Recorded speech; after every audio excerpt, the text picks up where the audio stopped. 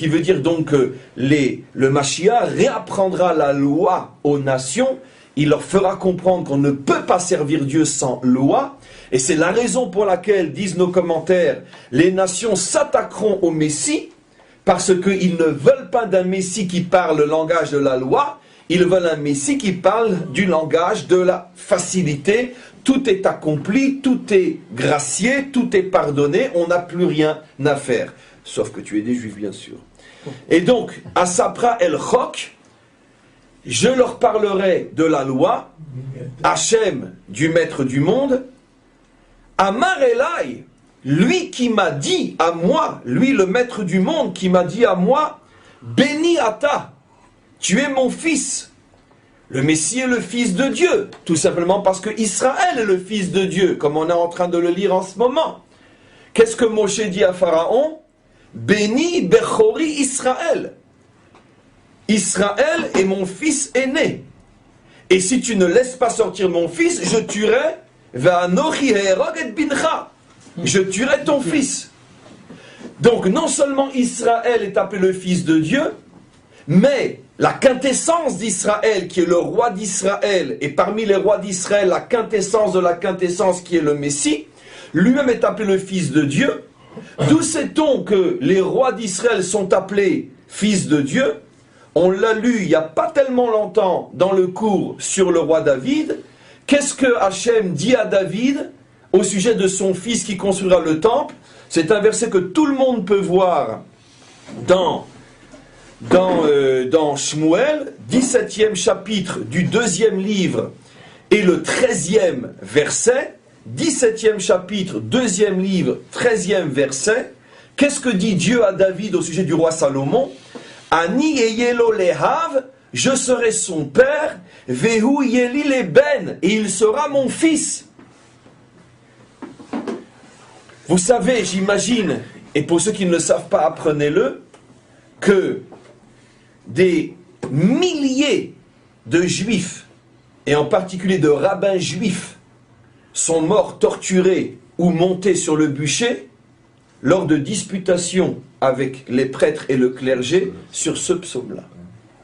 Ce psaume-là fait partie de l'un des textes fondamentaux du mensonge du Fils de Dieu. Et à chaque fois qu'on demandait à un juif, alors qu'est-ce que vous expliquez? Vous voyez bien que le Messie dit qu'il est le Fils de Dieu. Le rabbin savait qu'il n'avait que deux possibilités: ou dire la vérité et être tout de suite supplicié et tué. Dire la vérité, c'est en vérité une vérité d'un enfant, puisque tout celui qui ouvre la Torah voit que constamment le peuple juif ou les rois d'Israël sont appelés les fils de Dieu. Ce qui ne veut absolument pas dire l'imbécilité qu'ils ont inventée. Tout simplement, c'est une expression biblique. Comme on dit par exemple que Dieu voit, est-ce que Dieu a des yeux? C'est d'ailleurs une histoire très très très célèbre, je ne sais plus quel était le rave, et ça lui a coûté très cher, qui quand devant le cardinal, et bien sûr devant toute l'assemblée du clergé inquisiteur, on lui a rapporté ce verset, il a répondu que je dis, je ne comprends pas, mais vous savez très bien que la Torah parle un langage imagé. Au début du récit de la création, il est dit que Dieu a vu ou Dieu a parlé. Est-ce que vous imaginez Dieu avec des yeux ou Dieu avec une bouche?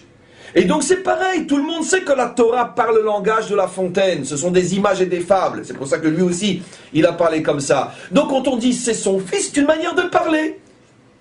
Ben, ça lui a coûté quelques heures de torture jusqu'à ce qu'il ait le temps de dire Shema Israël. Pourquoi? Parce que c'est évident. C'est évident, c'est tellement grotesque, c'est tellement insupportable, c'est tellement fou, on se demande comment ça tient depuis 2000 ans. Mais pour nous, c'est évident. Nos enfants apprennent à l'école que tout celui que Dieu aime est appelé son fils. Et ça n'a rien à voir avec son fils. Donc, le Messie, qui est roi, et par le simple fait d'être roi, et en plus d'être juif, il est forcément fils de Dieu, comme Salomon est appelé clairement fils de Dieu. Et Dieu est appelé clairement, dans le verset, son Père. Donc on peut effectivement dire au nom du Père et du Fils, mais ça n'a rien à voir avec le Saint-Esprit. Absolument rien à voir. On continue. Et donc, Ou plutôt oui, c'est le vrai Saint-Esprit. C'est l'Esprit Saint d'Israël qui comprend ce que veut dire Père et qui comprend ce que veut dire Fils. C'est la filiation en fait. C'est une parabole, comme on dit que Dieu voit ou Dieu entend. C'est une parabole. Dieu n'a pas de yeux, il n'a pas de bouche, et donc il n'a pas de fils non plus. C'est la manière qu'a choisi le langage biblique pour parler de ceux qui sont proches d'Hachem et que Hachem aime. Mais oui, ils ont donné corps à la métaphore mamage. Mais bien sûr, alors ça par contre, vous imaginez pas comme c'est fort, ce que vous venez de dire. Ça veut dire qu'en vérité, la religion qui se veut la religion de l'esprit, l'esprit libère, la lettre tue, et la religion qui a le plus lettré la Torah, parce que ce sont des illettrés, ils ne connaissent pas l'hébreu. Lettrer la Torah, ça veut dire quoi? De prendre l'image qui ne s'adresse qu'à l'esprit pour une réalité concrète. Comme dit Richard, c'est d'une force absolument incroyable. Regardez la perversion de l'approche. Nous ne reprenons que l'esprit d'Israël, mais là où c'est clair que la Torah doit être lue selon le langage de l'esprit et surtout pas selon le langage de la lettre, là ils disent non, là il faut le lire à la lettre. Regardez la perversion, l'abomination spirituelle et morale. La mauvaise foi surtout. Surtout dans un texte comme celui-là qui est clair, qu'on ne parle pas du Fils tel que eux le comprennent, puisque ça ne veut pas dire ça dans toute la Torah. On continue. Alors, Emor Elai Beni Ata, et donc, il m'a dit, je suis, tu es mon fils, Hani Hayom Yelid Ticha.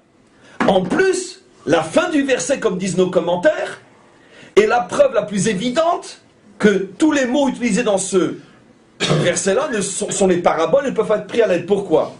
Le Messie dit que Hachem m'a dit, je suis, tu es mon fils, et aujourd'hui, je t'ai fait naître. Or, la fin du verset, aujourd'hui, je t'ai fait naître, est forcément une parabole, puisque le Messie est en train de parler à quel âge? Il a, à cet âge-là, à cette époque-là, il a 20 ans, 30 ans, 40 ans, puisqu'il est déjà Messie sur Artsion. Et il dit, Hani Hayom Yeliticha, aujourd'hui Dieu m'a dit, je t'ai enfanté. Or, là, tout le monde comprend, même un abruti, que le verset est forcément une parabole, puisque c'est pas un bébé qui est en train de parler, c'est un homme mûr, un homme à l'âge mûr.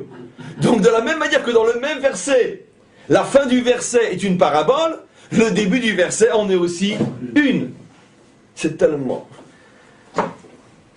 Je m'excuse sincèrement de faire devant vous un cours pareil. Vous savez, je vais vous dire un secret, mais c'est pas les blagues. J'avais l'intention aujourd'hui de dire on fait pas cours, on fait cours de Talmud. Je ne sais pas comment faire avec cette chose-là. Pourquoi? Parce que si je l'explique tel qu'il faut l'expliquer, vous allez vous embêter à mourir. Parce que pour nous, c'est tellement évident ce que je suis en train de dire. J'ai honte de faire ce cours devant vous, parce que j'ai honte de vous abaisser à ce niveau-là, de devoir répondre à des imbécilités pareilles. C'est pas de notre rang à nous les Juifs de descendre si bas. Mais bon, mais comme c'est de cette manière-là que la plupart des maîtres d'Israël ont expliqué ce verset, parce que qui comme les maîtres d'Israël ont été brûlés et ont été torturés à cause de ces versets-là, c'est de cette manière-là, entre autres le Radak, etc. Et toute la tradition rabbinique qui savait ô combien ce psaume était utilisé pour torturer les Juifs, qu'ils l'ont expliqué comme je l'explique. C'est tellement évident que c'est du n'importe quoi leur explication. Mais donc je m'excuse.